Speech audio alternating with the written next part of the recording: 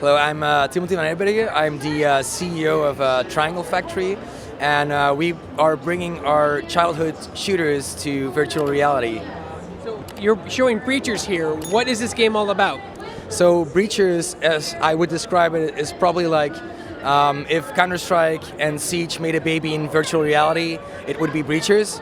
And it's basically a tactical 5 versus 5 shooter where you either play as the defending team or the attacking team, and you really have to play very tactical, using a lot of gadgets, weapon customizations, and tactics to actually reach your objectives. So like, I mean, you and I, we played a lot of competitive shooters. You said Counter-Strike, Quake, that kind of stuff.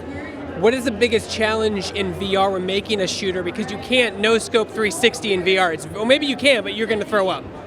Yeah, I think the performance is definitely like a big challenge. I think also the player base, the matchmaking is a real big challenge because of course like you're working with a much smaller player base than what you have on consoles and PC gaming. So I think those are like a bit of the bigger challenges that we see.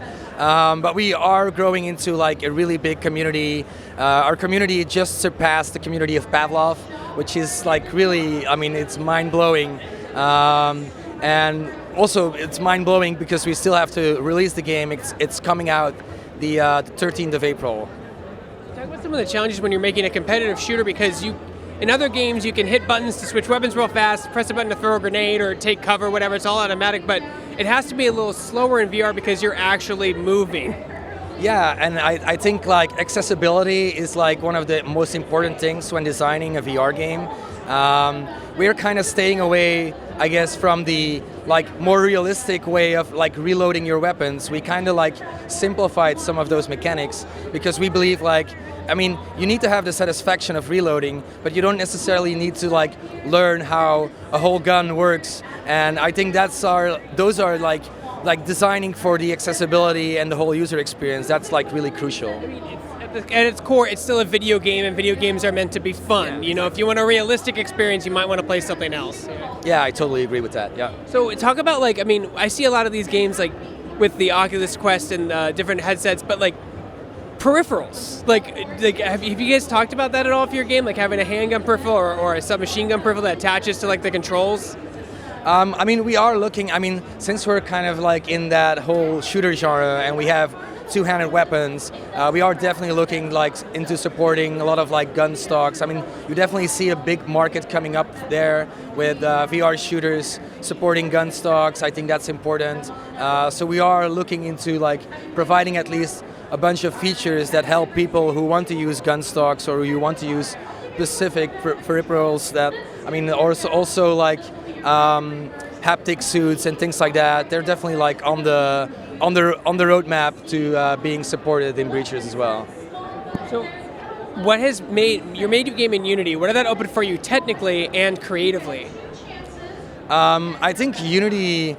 First of all, we try to make, as I mentioned before, the player base in VR is still relatively small, and I think what's really crucial if you then build a multiplayer game is that you do it as much cross-platform as possible. So we're trying to bring our game to as much platforms as possible in VR. I think that's something where Unity really shines out, that multi-platform support.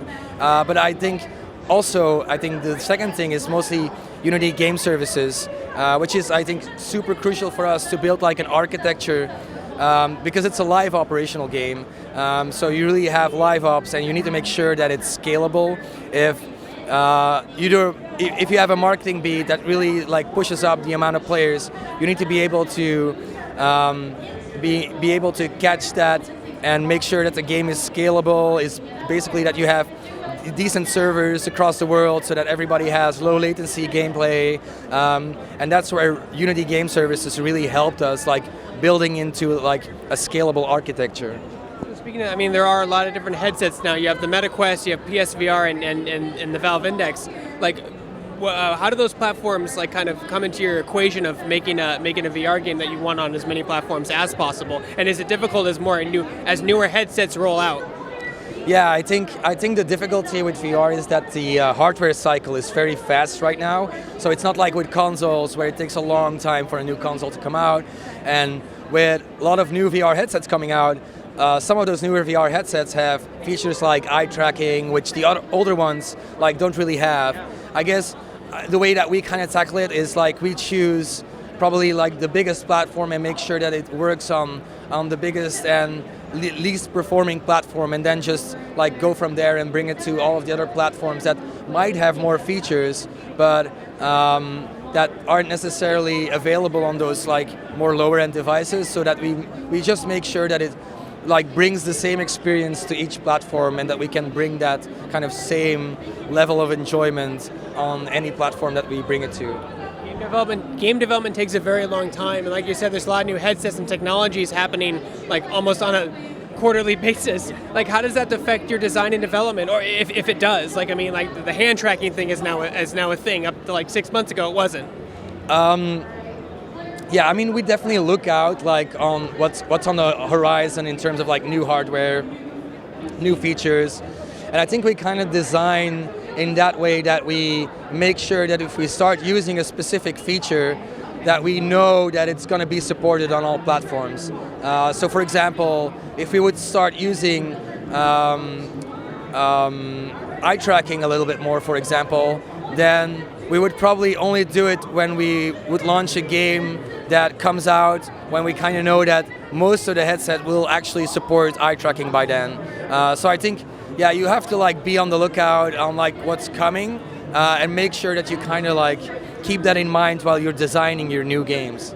So when does your game come out, and what platforms are you aiming for at launch? So we're coming out the 13th of April, so in like 3 weeks, so it's very exciting. And at launch, we are launching on Meta, we are launching on Pico, and we are launching for PC VR. And of course, we are planning other headsets down the road. We are planning for going for HTC and then possibly PSVR 2 as well. That's a huge one for you. PSVR is probably the one that mainstream VR the most. Yeah, I think like right now we're mostly launching on the platforms that are already the biggest in terms of market size out there. But we are very excited about the new platforms that are coming, and also the quality of VR that's really going up. And where can people go to find more information about your game? Steam, wishlist, where can they play it if it's early access? So you can already pre-order it right now on the Meta Store. So it is in pre-order. If you pre-order it on the Meta Store, you'll be able to receive a unique Jesper gun skin, which is a gun skin that you can then use in the game. And then you will be able to buy the game once it launches the 13th of April on all platforms, on Steam, Pico, and Meta.